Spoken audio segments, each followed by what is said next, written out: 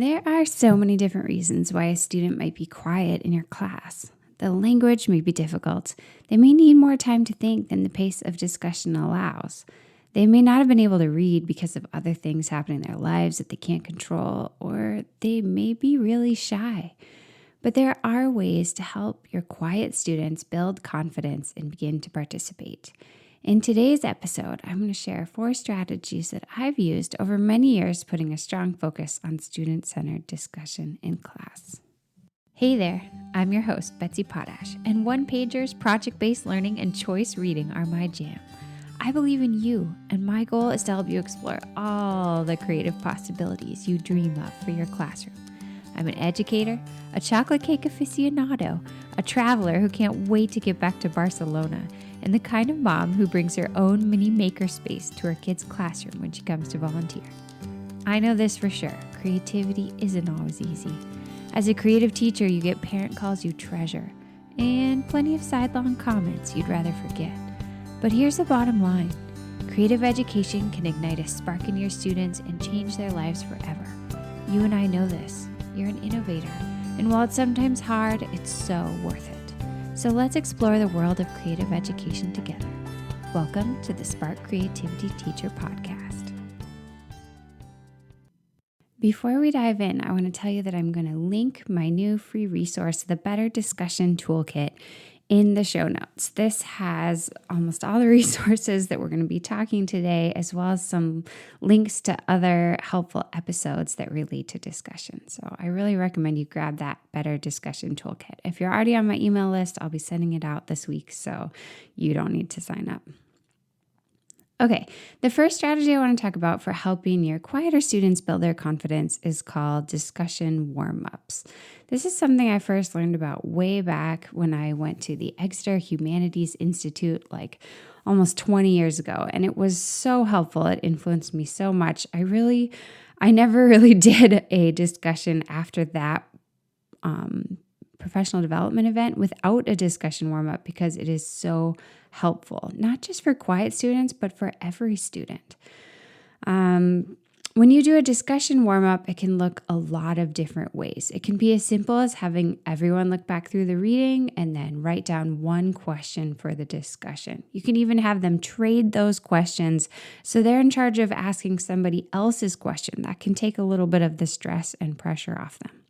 But they can also be a little bit more complex. Maybe you have them watch a 1-minute news clip and then write for a few minutes about how that current event relates to what they're reading. There are tons of different discussion warm-ups you can probably think of. I have created a set of 15 different little activities that's part of that Better Discussion Toolkit I mentioned as a free resource. Taking the time to think through questions, ideas, look for different relevant text passages before they even start joining in the discussion can give all of your students time to gather their thoughts and prepare something to say. This is especially important for quieter students because they may get a little overwhelmed by the pace of discussion sometimes when the discussion is sort of ping-pong balling across the room and they don't really feel like they have time to say what they want to say, or they don't have time to even think of what they want to say. If they can just read a question off their page or read a quotation that they found, that can be helpful. Talking with your kids who feel stressed or hesitant in discussion and letting them know you're trying to help them with these discussion warm-ups and that you're going to try to build in moments during the discussion where you say things like, okay, does anyone have a quote that they chose that kind of relates to this? Or does anyone want to read the next question for our discussion? Like, go back to the question you wrote at the beginning. Can you read that question out loud? If those students know that those are special secret opportunities for them to speak and that you're maybe going to make eye contact over toward them sometimes just to encourage them to use that opportunity to say their first thing, that can be really helpful. That shows them that you care, that you're trying to make opportunities for them.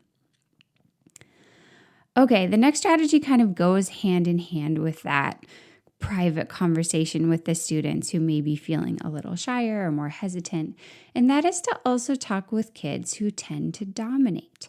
This is tricky. I don't fault these students one bit for dominating in discussion. I was for sure a kid who dominated in discussion when I was a student. I vividly remember in elementary school how I would like wave my hand around when the teacher would ignore me and cold call on other kids. That was frustrating for me. There are so many things that can be frustrating no matter how you interact in discussion, because it can just be really tricky. But I suggest speaking with these kids who tend to dominate and just talking to them about how the discussion might look if they just took a step back sometimes and tried to listen.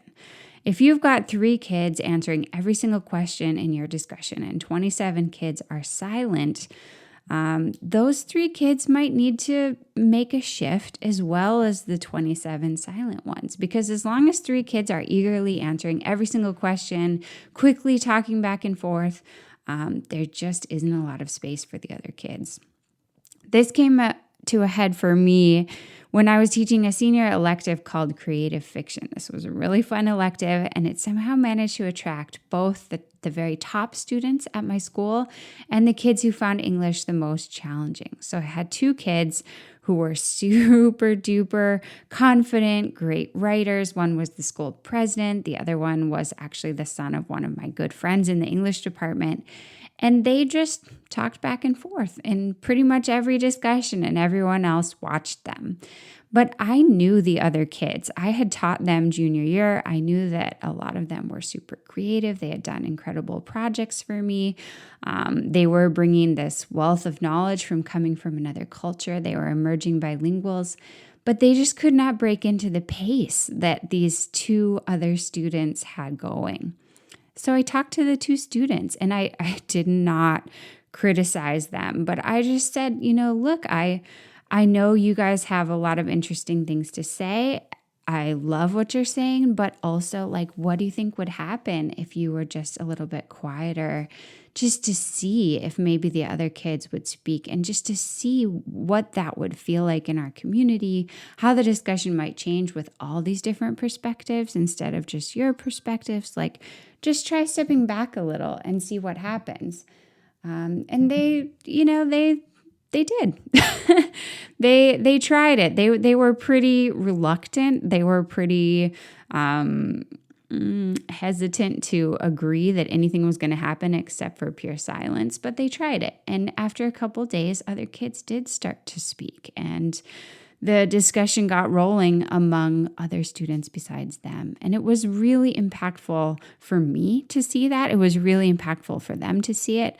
I vividly remember the moment that school president, great kid, she stopped by my desk after the discussion where she was quiet and other kids spoke up, and she was in tears. And she said, I really didn't think they had anything to say. And then she knew that they did, right? It was really special. It was really important for every student in the class. Okay, next up, I want to talk about discussion role cards. This is not like an ongoing strategy that I suggest. This is like a quick rut disruptor. So these discussion role cards are in that Better Discussions toolkit I mentioned, that you can sign up for free. They're little cute cards that say things like, you're the 21st century representative. Make ties in our discussion between what's going on in the text and what's going on in today's world. Or you're the topic changer. If you feel like we're too focused on one thing, try bringing up something else. It's just like a whole bunch of different little change-ups. And this can help kids who feel trapped in their role it's almost like giving them a costume for the day. They don't have to act as themselves. They're being this role. If they are a quiet student, but they got the role, you're the discussion sparker, you're supposed to ask open-ended questions, that may push them a little bit to just go for it for the day. And if they tend to be kind of dominant, but they got the role, try to pull other people out of their shells. Try to ask follow-up questions to people you think got interrupted or who look like they were going to say something but didn't get a chance. That can allow them to be a leader in a different way by helping bring other kids' ideas to the forefront. So discussion role cards are a fun change-up. You can either purposefully hand them out to kids that you feel would benefit from them. Very subtly, of course, just give everybody a card like it's random, but you can stack the deck a little bit. Or you can just tape them under everybody's desks and make it random and have them come in and say, okay, you have a secret role for discussion today. Just look under your desk, grab your role card. I'm swearing you to secrecy. You can't tell anybody, but try to follow through with your role during the discussion. And then at the end of that discussion, you're not going to do roles again for at least a while.